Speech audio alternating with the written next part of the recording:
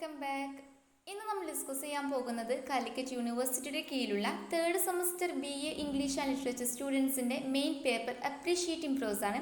Appreciating പ്രോസിനെ രണ്ടായിട്ട് divide ചെയ്യാം, module 1 and module 2. Module 1 introduction to prose. ഇവിടെ പറയുന്നത് പ്രോസിനെ കുറിച്ചിട്ടുള്ളൊരു overview about the evolution and development of the prose. And section 2 reflections and speeches ആണ്. അതായത് 9 പീസ് ഓഫ് പ്രോസ് ഇവിടെ ഡിസ്കസ് ചെയ്യുന്നുണ്ട്. സെക്ഷൻ 1 നമ്മൾ പറഞ്ഞു എന്താണ് പ്രോസ്, എവിടെ നിന്നാണ് പ്രോസ് വന്നത്, ടൈപ്സ് ഓഫ് പ്രോസ് ഒക്കെ കേട്ടോ ഇവിടെ ഡിസ്കസ് ചെയ്യുന്നത്. First one etymology. എറ്റിമോളജി എന്ന് പറഞ്ഞാൽ നമ്മുടെ ഏകദേശം ഒരു പ്രോസ് എന്നുള്ള വേർഡ് ഇംഗ്ലീഷിൽ 14th സെഞ്ച്വറിയിലാണ് ആദ്യമായിട്ട് കാണപ്പെടുന്നത്.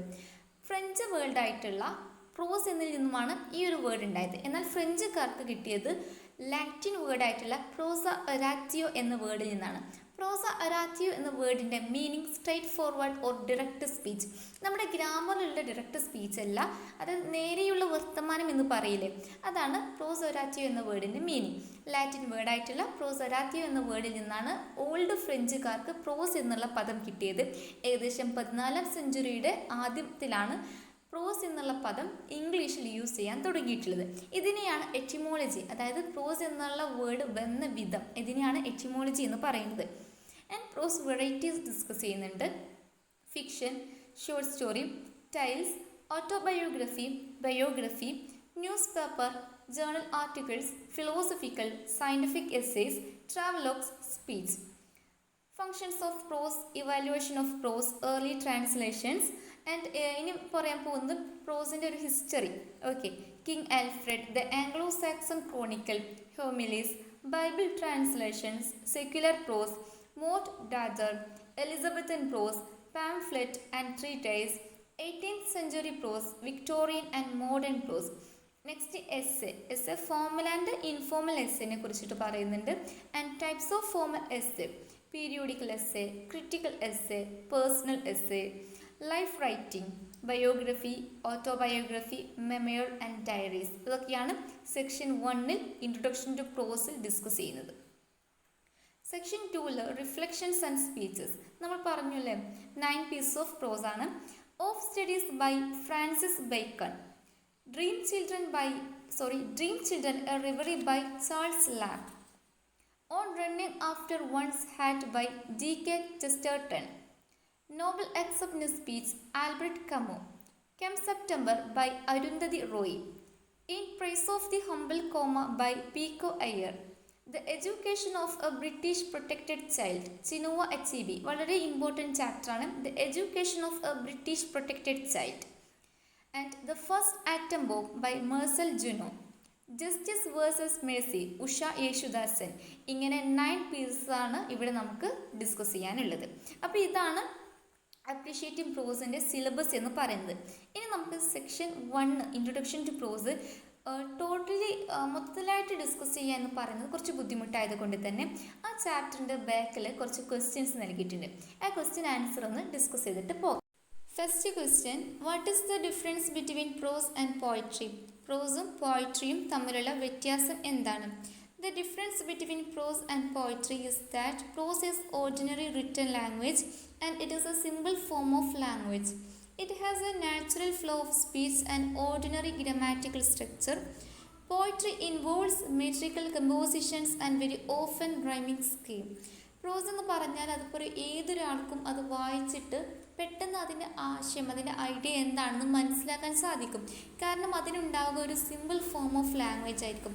അതുപോലെ ഒരാൾ സംസാരിക്കുന്ന പോലെയുള്ളൊരു ഫ്ലോ ഒക്കെ ഒരു പ്രോസിനെ സംബന്ധിച്ചിടത്തോളം കിട്ടുന്നതായിരിക്കും. എന്നാൽ in the case of poetry അങ്ങനെയല്ല, അതിന് ഒരുപാട് ഇന്നർ മീനിങ്സ് ഉണ്ടാകും. Rhyming words, rhyming schemes, meter, figure of speech, അങ്ങനെ ഒരുപാട് കാര്യങ്ങൾ അടങ്ങിയതാണ് ഒരു പോയട്രി എന്ന് പറയുന്നത്. Next question, what are the 4 varieties of prose? പ്രോസിൻ്റെ 4 വെറൈറ്റീസ് ഏതൊക്കെയാണ്? The 4 varieties of prose are fictional prose, non fictional prose, heroic prose and poetry prose. Third question, what is fiction? എന്താണ് ഫിക്ഷൻ? ഫിക്ഷൻ എന്ന് പറഞ്ഞാൽ എന്താണ്? Fiction is A long narrative in any medium. Long narrative ആണല്ലേ fiction എന്ന് പറഞ്ഞാൽ. It consist of people, events and place which are imaginary. നമ്മുടെ ഭാവനയിലുള്ള അതിൽ characters ഉണ്ടാകും, സംഭവം ഈവൻറ്റ്സ് ഉണ്ടാകും, പ്ലേസൊക്കെ ഉണ്ടാകും. നമ്മുടെ ഭാവനയിലുള്ളതാണ് ഫിക്ഷൻ എന്ന് പറയുന്നത്. Primarily, fiction means written narrative in prose, especially novels and short stories.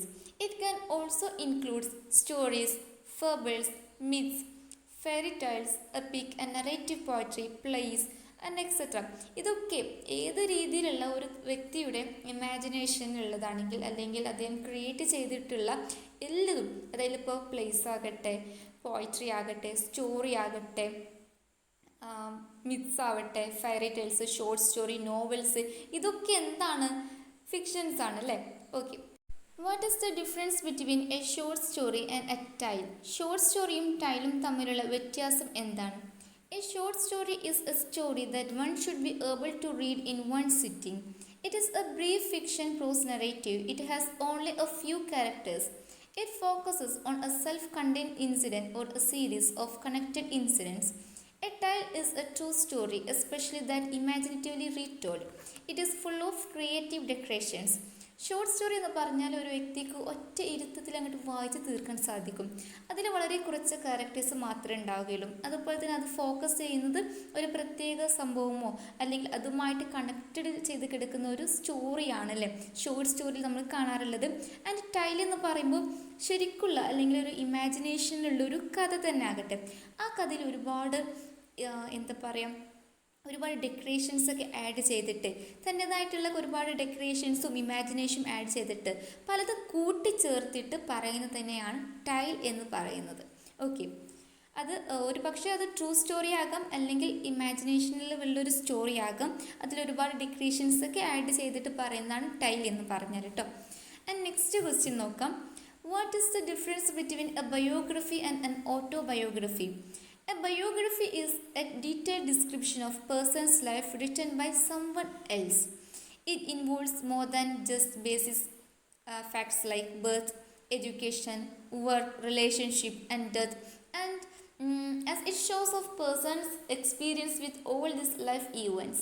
നമുക്കറിയാം, ബയോഗ്രഫി എന്ന് പറഞ്ഞാൽ ഒരു വ്യക്തിയെ കുറിച്ചിട്ട് മറ്റൊരു വ്യക്തി എഴുതുന്നതിനെയാണ് ബയോഗ്രഫി എന്ന് പറയുന്നത്. സ്വാഭാവികമായിട്ടും അങ്ങനെ എഴുതുന്ന സമയത്ത് അതിൽ ആ വ്യക്തിയുടെ ജനനം, വിദ്യാഭ്യാസം, വർക്ക്, റിലേഷൻഷിപ്പ്, മരണം എന്നിവയെക്കുറിച്ചിട്ടും ഒക്കെ ആ ഒരു കാണിക്കും അല്ലേ, അതാണ് biography. And autobiography is the story of one's life written by himself. Autobiography എന്ന് പറഞ്ഞാൽ ആത്മകഥ, അതായത് ഒരു വ്യക്തി അദ്ദേഹത്തെ കുറിച്ചിട്ട് തന്നെ എഴുതുന്നതാണ് ഓട്ടോബയോഗ്രഫി എന്ന് പറയുന്നത്. It is based mainly on the written memories of the author and what he has heard from others when he was an infant or a child. ഒരു കുട്ടിയായിരുന്ന സമയത്തോ അല്ലെങ്കിൽ അദ്ദേഹം ഒരു വലുതായി നിൽക്കുന്ന സമയത്ത് ആരെങ്കിലും അദ്ദേഹത്തോട് പറഞ്ഞൊരു കാര്യമോ അല്ലെങ്കിൽ അദ്ദേഹത്തിൻ്റെ മെമ്മറികളൊക്കെ എഴുതുന്നതാണ് ഓട്ടോബയോഗ്രഫി എന്ന് പറയുന്നത്. Next question. What is the difference between a philosophical and a scientific essay? Philosophical എസ്സേയും സയൻറ്റിഫിക് എസ്സേയും തമ്മിലുള്ള വ്യത്യാസം. സയൻറ്റിഫിക് എസ്സേ ആ ഒരു വേർഡിൽ നിന്ന് തന്നെ നമുക്ക് മനസ്സിലാകും.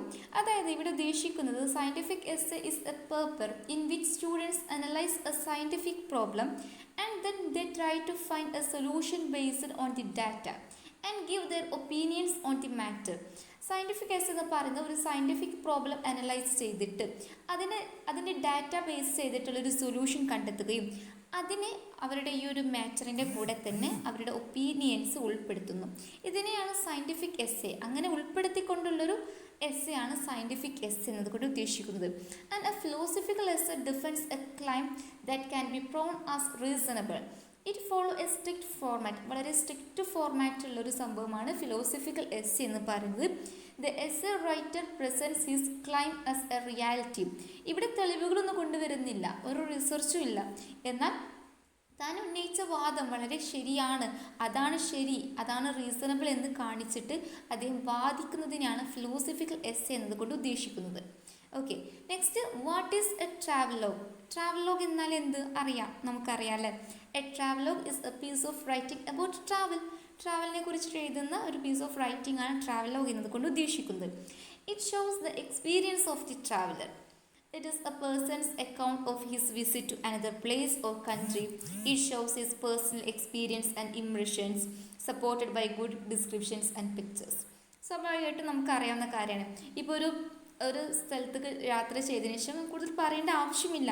ട്രാവൽ ചെയ്തതിന് ശേഷം അവിടുത്തെ ഒരു എക്സ്പീരിയൻസും അവിടുത്തെ ഇംപ്രഷൻസും ഡിസ്ക്രിപ്ഷൻസും ഒക്കെ കൊടുത്തുകൊണ്ട് എഴുതുന്നതാണ് ട്രാവലോഗ് എന്ന് പറയുന്നത് അല്ലേ, നമുക്കറിയാം. ആൻഡ് നെക്സ്റ്റ് ക്വസ്റ്റ്യൻ എന്ന് പറയുന്നത് what are the functions of prose? പ്രോസിൻ്റെ ഫങ്ഷൻസ്, കടമകൾ എന്തെല്ലാം? Prose is used when the writer wants to tell a story or something else in a straightforward manner. In such writing, the prose resembles everyday speech. It should have a natural flow of speech and grammatical structure. ഒരു സ്റ്റോറിയോ അല്ലെങ്കിൽ എന്തെങ്കിലുമൊക്കെ ഒരു കാര്യം straight forward മാനറിൽ പറയുന്നതിന് വേണ്ടിയിട്ട്, അതായത് നേരെയുള്ള വർത്തമാനം. നമ്മൾ ആദ്യം പറഞ്ഞിരുന്നു എറ്റിമോളജി, പ്രോസ ഒരാറ്റീവ് എന്ന ലാറ്റിൻ വേർഡിൽ നിന്നാണ് ഈ ഒരു പ്രോസ് എന്നുള്ള വേർഡ് ഉണ്ടായത്. ആ ഒരു പ്രോസ ഒരാറ്റീവ് എന്ന വേർഡിൻ്റെ മീനിങ് എന്തായിരുന്നു? സ്ട്രൈറ്റ് ഫോർവേഡ്, നേരെയുള്ള വർത്തമാനം. ഇത് പറയുന്നതിനൊക്കെ വേണ്ടിയിട്ടാണ് പ്രോസ് സാധാരണയായിട്ട് ഉപയോഗിക്കാറുള്ളത്. അത്തരം എഴുത്തുകളിൽ ദൈനംദിനം ഉപയോഗിക്കുന്ന സംസാര ഭാഷയാണ് കാണുക അല്ലേ. നല്ല ഒഴുക്കും അതുപോലെ തന്നെ it should have a natural flow of speech and a grammatical structure. പ്രോസിനുണ്ടായിരിക്കണം ഒരു നല്ലൊരു ഒഴുക്കും അതുപോലെ തന്നെ ഗ്രമാറ്റിക്കൽ സ്ട്രക്ചറും നല്ലൊരു ഘടനയും ഒരു പ്രോസിൻ്റെ ഫങ്ഷൻസാണ്. 9th question what are the earliest prose translations? ആദ്യത്തെ പ്രോസ് ട്രാൻസ്ലേഷൻ ഏതൊക്കെയായിരുന്നു? The earliest prose translations are those of king Alfred. King ആൽഫ്രഡിൻ്റെ ആയിരുന്നു ആദ്യത്തെ ട്രാൻസ്ലേഷൻസ് വർക്കുകൾ എന്ന് പറയുന്നത്. അദ്ദേഹം ട്രാൻസ്ലേറ്റ് ചെയ്ത വർക്കുകൾ ഏതൊക്കെയാണെന്ന് നോക്കാം. He translated pastoral care of saint Gregory I the Great. Pastoral care of saint Gregory I the Great എന്നാണ് അദ്ദേഹം ട്രാൻസ്ലേറ്റ് ചെയ്തിട്ടുള്ളത്. And the consolation of philosophy of Boethius. ബയോത്തിയൂസിൻ്റെ the consolation of the philosophy translate ചെയ്തിട്ടുണ്ട്. And soliloquies of saint Augustine of Hippo. Soliloquies of saint Augustine of Hippo. അതുപോലെ 50 സാംസ് എന്നിവയാണ്, അതായത് 50 സങ്കീർത്തനങ്ങൾ, സാംസ് which means സങ്കീർത്തനങ്ങളൊക്കെ അദ്ദേഹം ട്രാൻസ്ലേറ്റ് ചെയ്തിട്ടുണ്ട്. അതായത് ഒന്നുകൂടി പറയാം, pastoral care of saint Gregory I the Great and the consolation of the philosophy of Boethius. ബയോത്തിയൂസിൻ്റെ consolation of philosophy and soliloquies of saint Augustine of Hippo and the last psalms എന്നിവയാണ്, last 50 സാംസ് എന്നിവയാണ് അദ്ദേഹം translate ചെയ്തത്. അദ്ദേഹത്തിൻ്റെ വർക്കുകൾ ആദ്യമായിട്ട് translate ചെയ്തിട്ടുള്ളത്, പ്രോസിനെ ആദ്യമായിട്ട് ട്രാൻസ്ലേറ്റ് ചെയ്തിട്ടുള്ളത് കിങ് ആൽഫ്രഡ് ആണ്. And his preface to this translations are of great historical interest.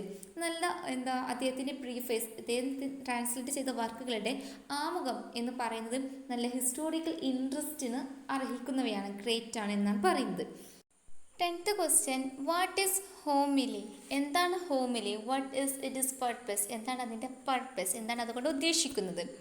A homily is a commentary given after a reading from the Bible.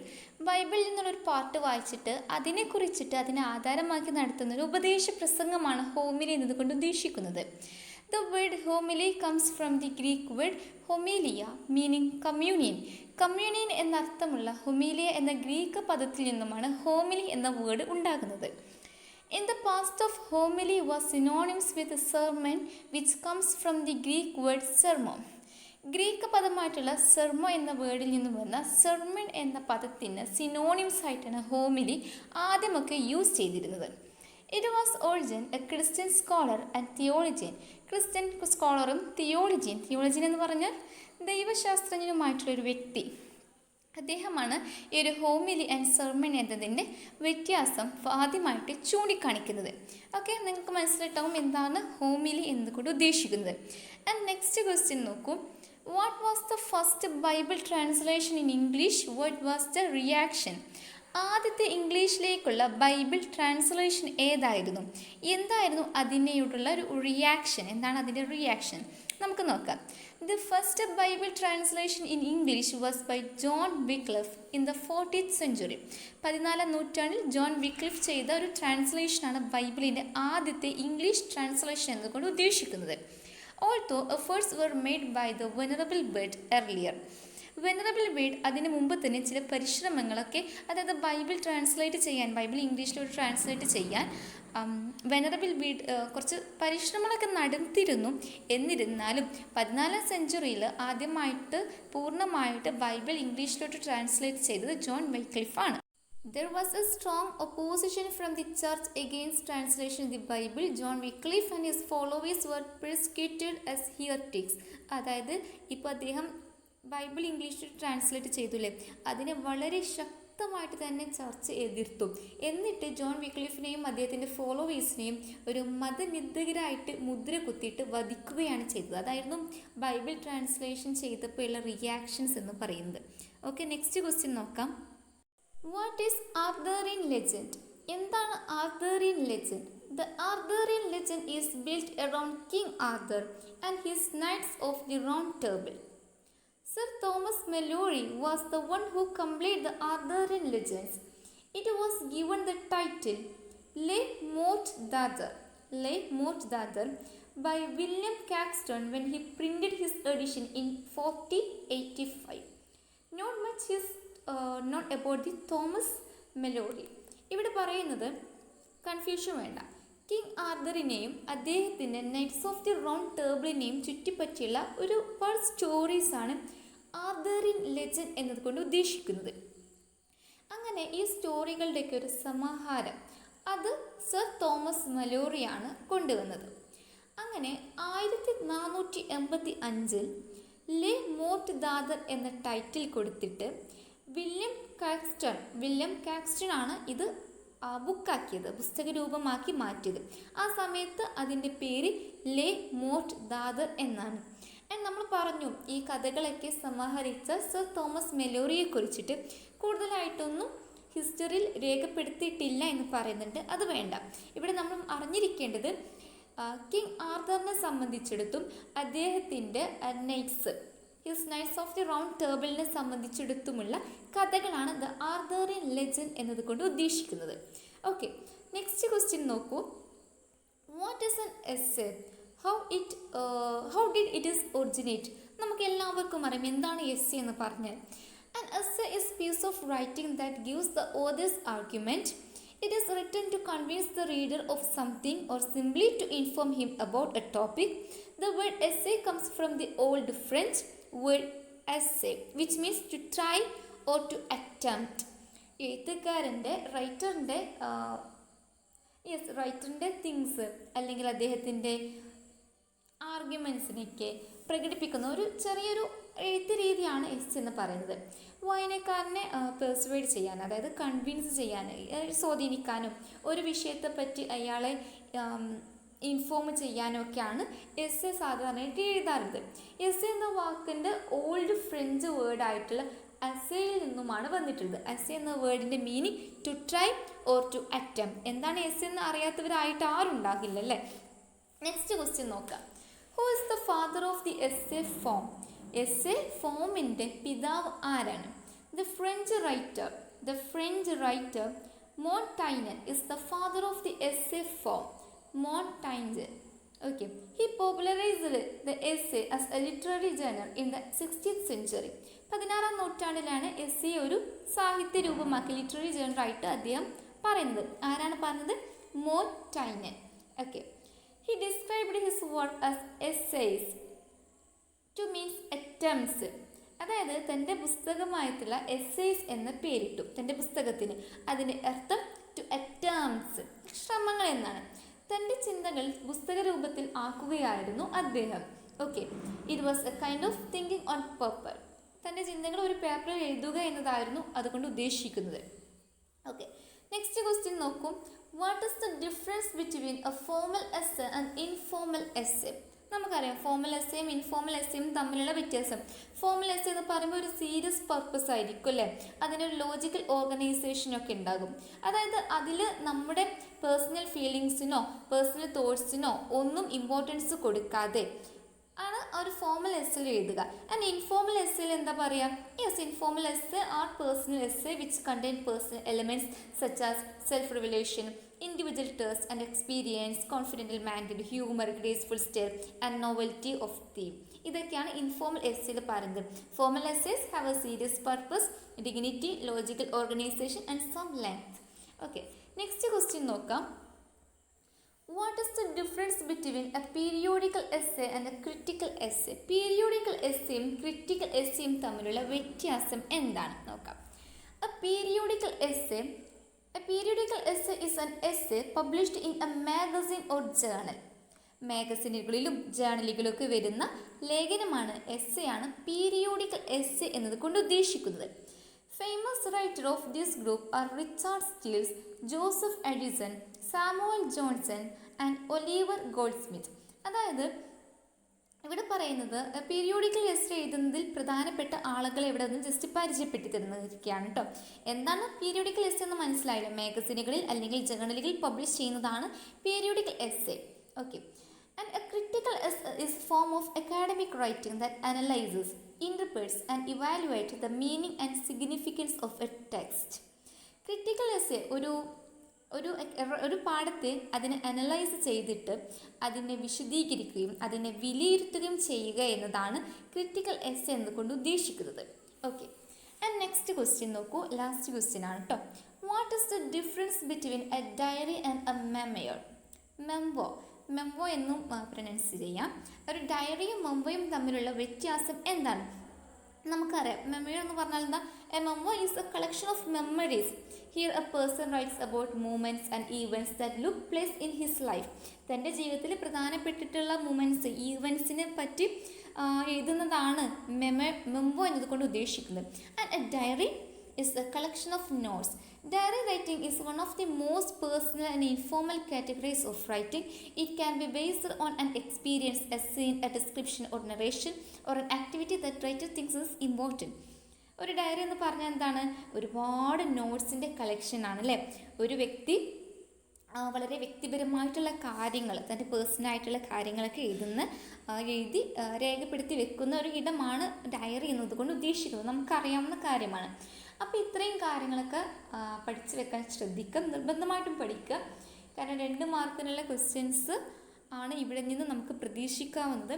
ഏറിയാൽ പാരഗ്രാഫും ചോദിക്കാം. എസ്സേക്കൊന്നും ഇവിടെ നിന്ന് വരില്ല. ഓക്കെ.